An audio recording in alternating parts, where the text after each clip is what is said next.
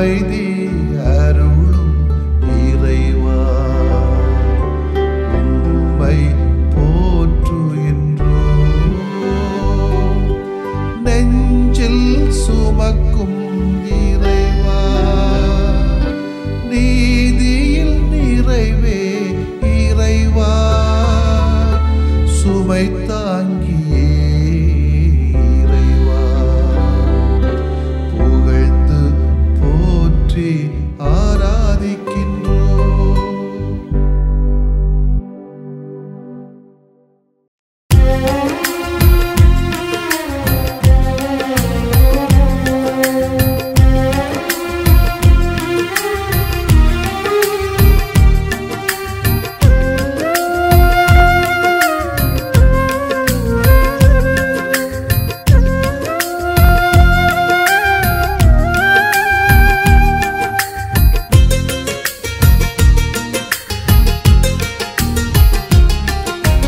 அழகழகான அன்பு செயலால் அகிலம் இயக்கும் அன்பர்களே, அகிலம் இயக்கும் அன்பர்களே, நம் அன்றாட வாழ்வை கொண்டாடி மகிழ மன்றாட வருகையின் நேரமதில், மன்றாட வருகையின் நேரமதில் வருக வருகவே வரங்கள் பெருகவே வாழ்வின் பலியிலே எழுக எழுகவே ஏற்றம் போக்கவே இயேசுவின் வழியிலே.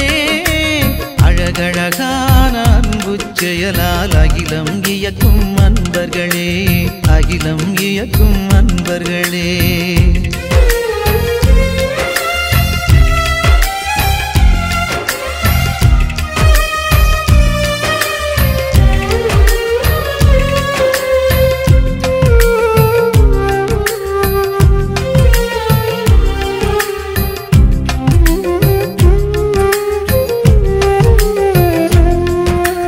கடவுளின் அன்பு பிள்ளைகள் நாம் கணமும் மறவோம் நம் வாழ்வில், உடனுள்ள யாவரும் நம் உறவே உயிருள்ள வரையில் இதை நினைப்போம்.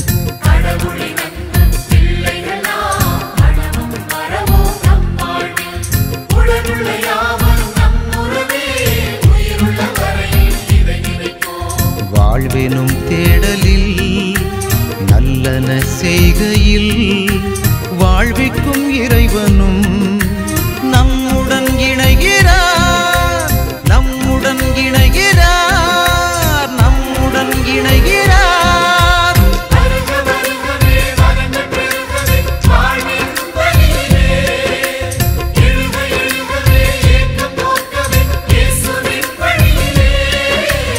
அழகழகான அன்பு செயலால் அகிலம் இயக்கும் அன்பர்களே, அகிலம் இயக்கும் அன்பர்களே.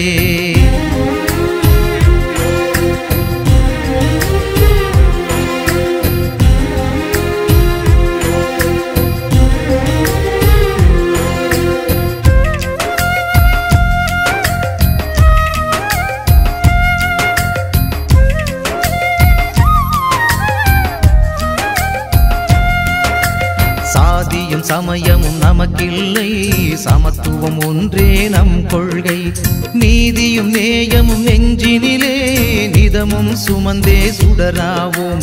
சாதியும் சமயமும் நமக்கில்லை, சமத்துவம் ஒன்றே நம் கொள்கை, நீதியும் நேயமும் நெஞ்சினிலே நிதமும் சுமந்தே சுடராவோம். வீழ்ந்திடும் மனிதத்தை தாங்கிடும் பணிகளில் விடுவிக்கும் சக்தியாய் இறைவனும் எழுகிறார், இறைவனும் எழுகிறார், இறைவனும் எழுகிறார். அழகழகான அன்பு செயலால் அகிலம் இயக்கும் அன்பர்களே, அகிலம் இயக்கும் அன்பர்களே, நம் அன்றாட வாழ்வை கொண்டாடி மகிழ மன்றாட வருகையின் நேரமதில், மன்றாட வருகையின் நேரமதில் வருக வருகவே வரங்கள் பெருகவே வாழ்வின் வழியிலே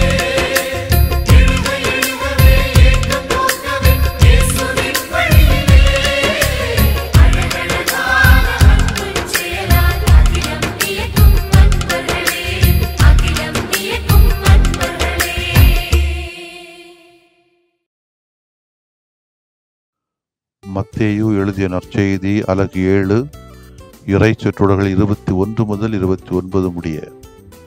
அக்காலத்தில் இயேசு தம் சீடரை நோக்கி கூறியது, என்னை நோக்கி ஆண்டவரே ஆண்டவரே என சொல்பவரெல்லாம் விண்ணரசுக்குள் செல்வதில்லை, மாறாக விண்ணுலகில் உள்ள என் தந்தையின் திருவுளத்தின்படி செயல்படுபவரே செல்வர். அந்நாளில் பலர் என்னை நோக்கி, ஆண்டவரே ஆண்டவரே, உம் பெயரால் நாங்கள் இறைவாக்கு உரைக்கவில்லையா? உம் பெயரால் பேய்களை ஓட்டவில்லையா? உம் பெயரால் வல்ல செயல்கள் பல செய்யவில்லையா என்பர். அதற்கு நான் அவர்களிடம், உங்களை எனக்கு தெரியவே தெரியாது. நெறிகேடாக செயல்படுகின்றவரே, என்னை விட்டு அகன்று போங்கள் என வெளிப்படையாக அறிவிப்பேன். ஆகவே நான் சொல்லும் இவ்வார்த்தைகளை கேட்டு இவற்றின்படி செயல்படுகிற எவரும் பாறை மீது தம் வீட்டை கட்டி அறிவாளிக்கு ஒப்பாவார். மழை பெய்தது, ஆறு பெருக்கெடுத்து ஓடியது, பெருங்காற்று வீசியது, அவை அவ்வீட்டின் மேல் மோதியும் அது விழவில்லை, ஏனெனில் பாறையின் மீது அதன் அடித்தளம் இடப்பட்டிருந்தது. நான் சொல்லும் இந்த வார்த்தைகளை கேட்டு இவற்றின்படி செயல்படாத எவரும் மணல் மீது தம் வீட்டை கட்டிய அறிவிலிக்கு ஒப்பாவார். மழை பெய்தது, ஆறு பெருக்கெடுத்து ஓடியது, பெருங்காற்று வீசியது, அவை அவ்வேட்டை தாக்க அது விழுந்தது, இவ்வாறு பேரழிவு நேர்ந்தது. இயேசு இவ்வாறு உரையாற்றி முடித்தபோது அவரது போதனை கேட்ட மக்கள் கூட்டத்தினர் வியப்பில் ஆழ்ந்தனர். ஏனெனில் அவர்கள் தம் மறைநூல் அறிஞரை போலன்றி அதிகாரத்தோடு அவர்களுக்கு அவர் கற்பித்தார். ஆண்டவரின் அருள்வாக்கு. இறைவா உமக்கு நன்றி. கிறிஸ்து இயேசுவிலே பிரியமுள்ள சகோதர சகோதரிகளே, சில சமயங்களில் மனதுக்கு வேதனையாகத்தான் இருக்கும். இந்த காரியங்கள் எல்லாம் சொல்கிற சமயத்தில் ஆண்டவரே ஆண்டவரே என்று கூச்சலிட்டு கூடுகிற கூட்டங்கள் பல வேளைகளிலே இயேசுனுடைய மதிப்பீடுகளை மறந்து விடுவதுதான் கவலையாக இருக்கிறது. பலவீனர்கள் தான் எல்லோருமே, போதிக்கின்றவர்களும் போதனை கேட்கின்றவர்களும் பலவீனமானவர்கள் தான், அதில் மாற்று கருத்தே. அதுக்காக இப்படி ஆண்டவருக்கு இயேசுவை பேரை சொல்லி ஏமாத்தணுமா என்பதுதான் என்னுடைய கேள்வி. சொல்லுறது ஒன்றா இருக்கு, செய்கிறது இன்னொன்னா இருக்கு. ஓதுவது வேதம், அறுப்பது தாலி என்று சொல்வது போல கொஞ்சம் கொஞ்சம் பலவீனங்கள் கொஞ்சம் குறைக்கலாமே. ஆண்டவருக்கு பேரை இப்படி ஏமாத்தணும் என்பதுதான் என்னுடைய வருத்தமான ஒரு கேள்வி. இயேசு வாழ்ந்த காலம் புதுமைகளுக்கு பெயர் போன காலம்தான். பல போதகர்களால் புதுமைகளும் அற்புதங்களும் அரங்கேறின. புதுமைகள் பொதுவாக நடக்கக்கூடிய நிகழ்வுகளாகத்தான் இருந்தன.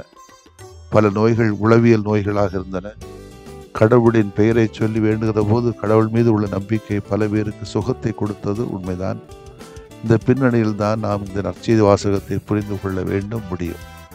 துவக்க கால திருச்சபை தலைவர்கள் புதுமைகளை மறக்கவில்லை, மறைக்கவும் இல்லை. தொடக்க கால திருச்சபையில் இயேசுவை நம்பாத சிலரும் முதற்றளவிலே இயேசுவின் பெயரை சொல்லி பல பேய்களை ஓட்டினார்கள். ஆனால் கடவுளை நம்பாதவர்கள் கடவுளின் பெயரை சொல்லி காரியம் சாதிக்கிற போது அதற்கான விளைவை அவர்கள் சந்தித்ததே ஆக வேண்டும் என்பது இயேசு கொடுக்கிற எச்சரிக்கை செய்தி.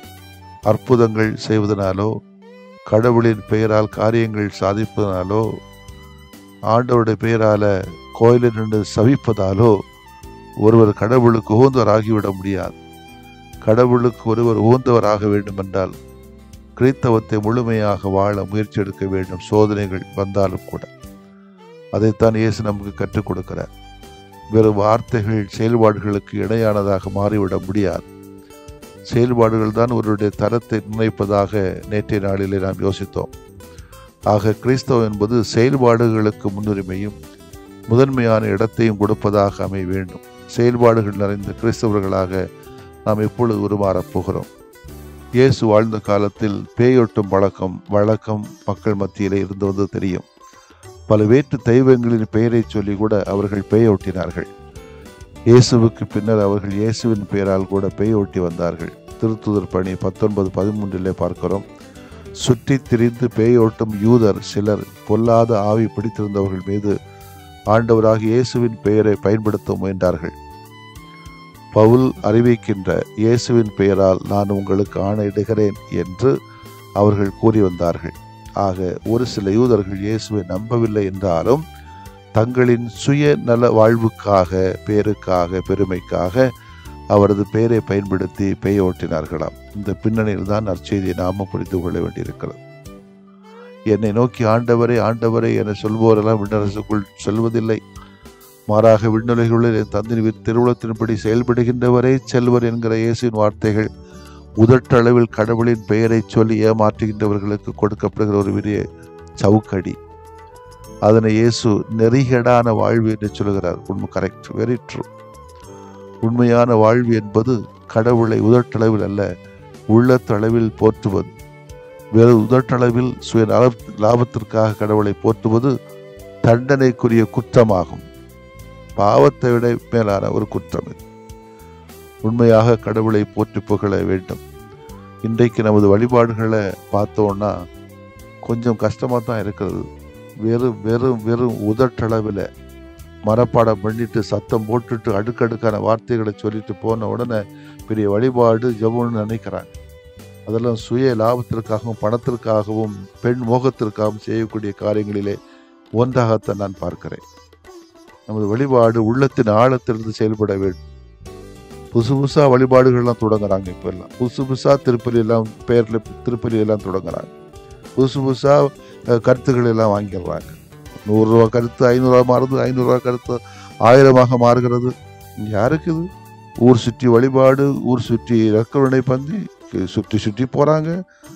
திருப்பலி முடிஞ்சா கஞ்சி, கஞ்சிக்கு பின்னால் திருப்பலி, ஜபக்குழு வச்சு ஆளை கூட்டுறது, காணிக்கை பிரிக்கிறது, ஃபோன் அடித்து ஜபத்துக்கு வாங்க, ஃபோன் அடித்து திருப்பலிக்கு வாங்க என்று கூப்பிட்டு இருக்கிறது.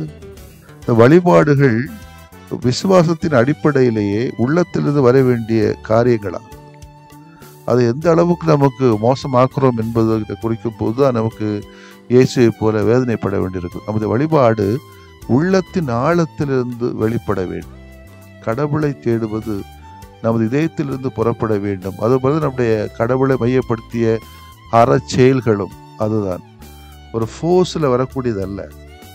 அது வழிபாடாக, உண்மையான வழிபாடாக இருக்க முடியாது. நமது இறை வேண்டுதல் எவ்வாறு அமைய வேண்டும் என்றால், இயேசு சொல்லு, ஆண்டவரே ஆண்டவர்னு கத்தாத, திருவுளத்தின்படி செயல்படு. இதை கவனம் செலுத்த வேண்டியிருக்கிறது. எனவே ஜெப ஆர்வலர்கள் அனைவரும் வெளிப்படைய வேண்டும். இறை புகழ்ச்சி, இடைநில்லா தியானம், திருவிழிப்பு ஜெபம் என பல்வகை பக்தி முயற்சிகளிலும் ஆர்வத்தோடு ஈடுபடுவோர் அனைவரும் நமது வாழ்வை கொஞ்சம் ஆய்வு செய்து பார்க்க வேண்டும்.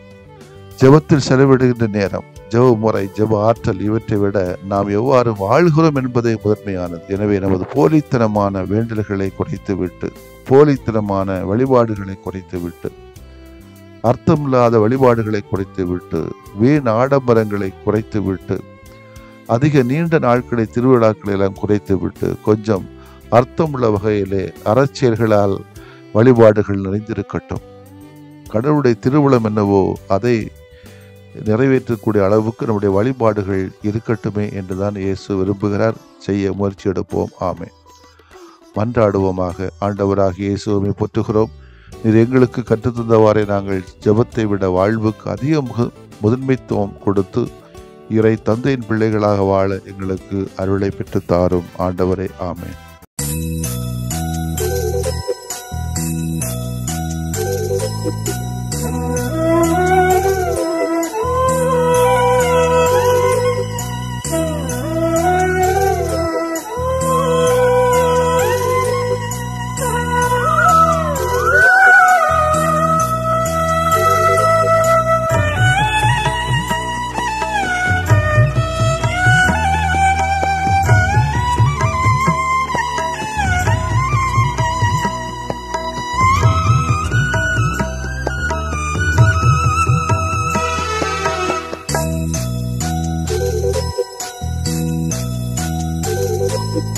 ஆண்டவரே என் வேண்டல் கேட்டருள்வீரே, ஆறுதலாய் எனக்கு நீர் அடைக்கலமாகும். ஆண்டவரே என் வேண்டல் கேட்டருள்வீரே, ஆறுதலாய் எனக்கு நீர் அடைக்கலமாகும். என் துயரம் எதுவென்று நீர் அறிவீரே, எனக்குதவி நீரென்று நம்பி வந்தேனே. ஆண்டவரே ஆண்டவரே என் வேண்டல் கேட்டருள்வீரே, ஆறுதலாய் எனக்கு நீர் அடைக்கலமாகும்.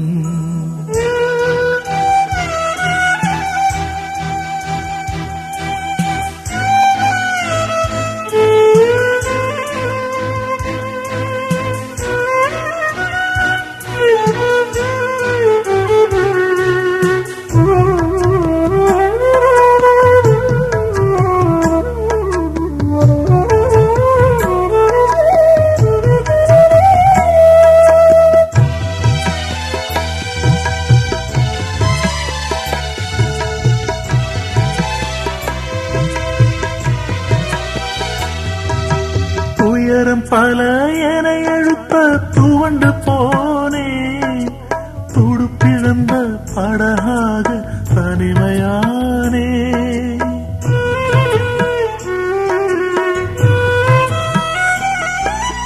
துயரம் பல என எழுத்த துவண்டு போனே, துடுப்பிழந்த படகாக தனிமையானே.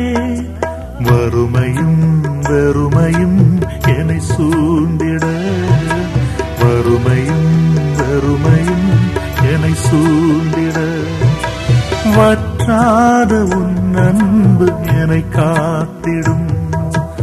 ஆண்டவரே ஆண்டவரே என் வேண்டல் கேட்டருள்வீரே, ஆறுதலாய் எனக்கு நீர் அடைக்கலமாகும்.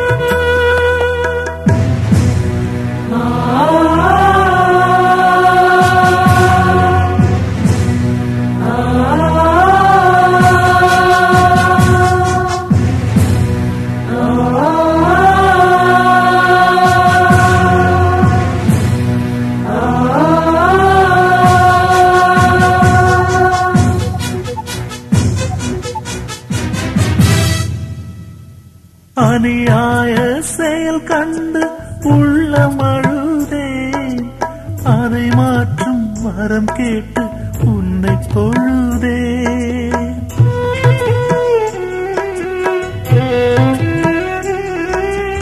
அநியாய செயல் கண்டு உள்ளம் அழுதேன், அதை மாற்றும் வரம் கேட்டு உன்னை தொழுதேன்.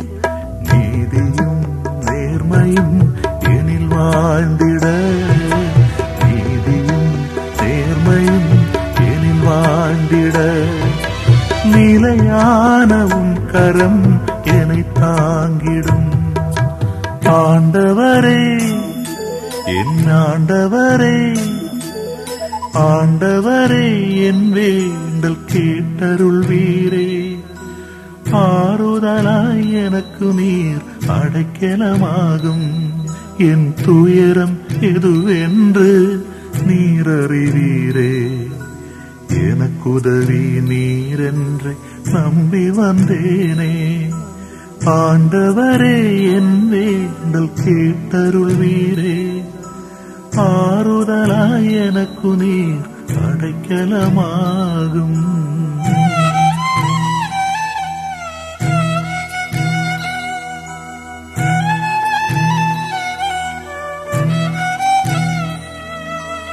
ஆண்டவரே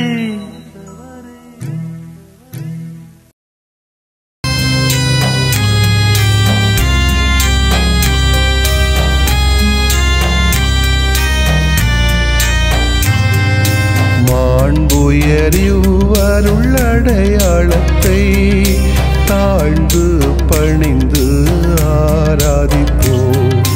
பழைய நியம முறைகள் அனைத்தும் இனி மறைந்து முடிவு பெறுக. புதிய நியம முறைகள் வருக. புலன்களாலே மனிதன் இதனை அறிய இயலா. குறைகள் நீக்க நம்பிக்கையின் உதவி பெறுக.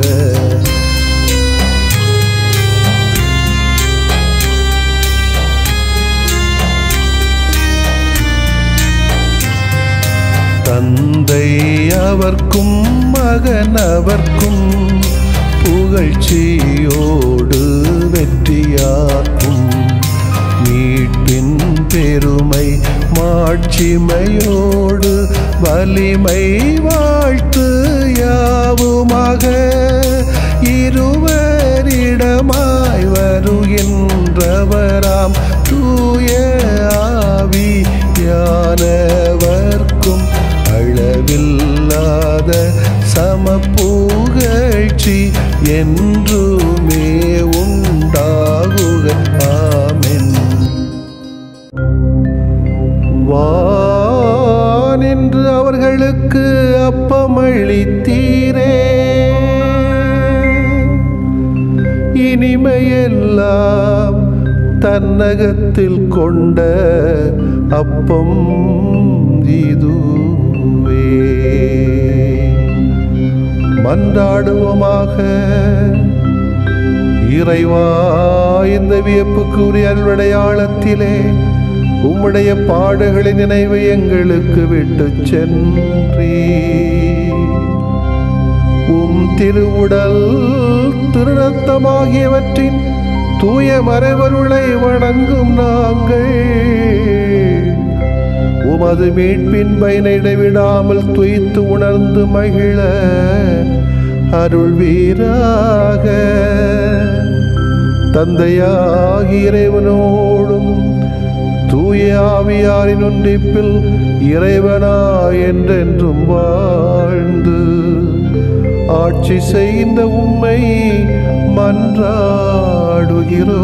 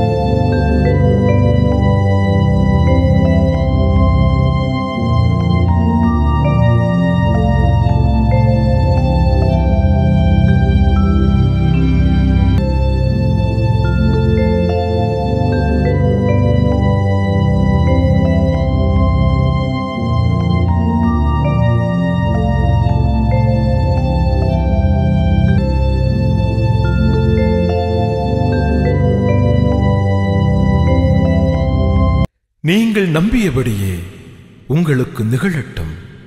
நம்பிக்கையாலே நம்பிக்கையாலே நம்பிக்கையாலே நம்பிக்கையாலே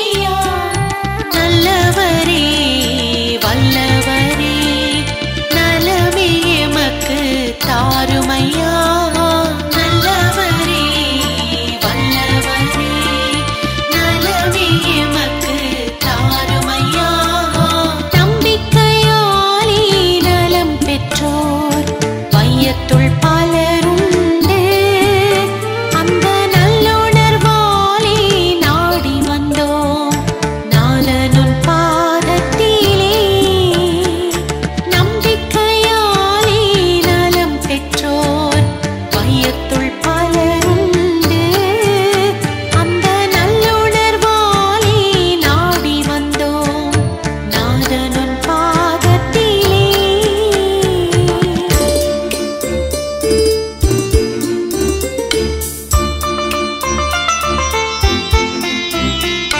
தீய சக்தியால் ஆட்பட்டோர் நம்பிக்கையாலே நலம் பெற்றார் இரத்தப் போக்கினால் வருந்தியோர் நம்பிக்கையாலே நலம் பெற்றார் வலிப்பு நோயினால் துன்புற்றோர் நம்பிக்கையாலே நலம் பெற்றார் தொழுநோய் பாதித்து புறம்பானோர் நம்பிக்கையாலே நலம் பெற்றார் நாங்களும் உம்மையே நம்பி வந்தோம் நலமே காணச் செய்யுமையா நாங்களும் உம்மையே நம்பி வந்தோம் நலமே காணச் செய்யுமையா நல்லவரே வல்லவரே நலமே எமக்கு தாருமையா நல்லவரே வல்லவரே நலமே எமக்கு தாருமையா நம்பிக்கையாலே நலம் பெற்றோர் வையத்துள் பலருண்டு அந்த நல்லுணர்வாலே நாடி வந்தோம் நாதனுன் பாதத்திலே நம்பிக்கையாலே நலம் பெற்றோர் வையத்துள் பலருண்டு அந்த நல்லுணர்வாலே நாடி வந்தோம் நாதனுன் பாதத்திலே. நம்பிக்கையாலே நம்பிக்கையாலே நம்பிக்கையாலே நம்பிக்கையாலே நம்பிக்கையாலே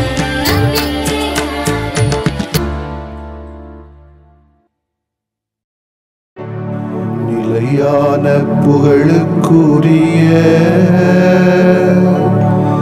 தூய இறை நன்மைக்கு எல்லா காலமும் தொழுகையும் புகழும் போற்றியும் ஆட்சிமையும் உண்டாக கடவது போற்றியும் ஆட்சிமையும் உண்டாக கடவது. தந்தை மகன் தூய ஆவியாரின் பெயராலே ஆமென்.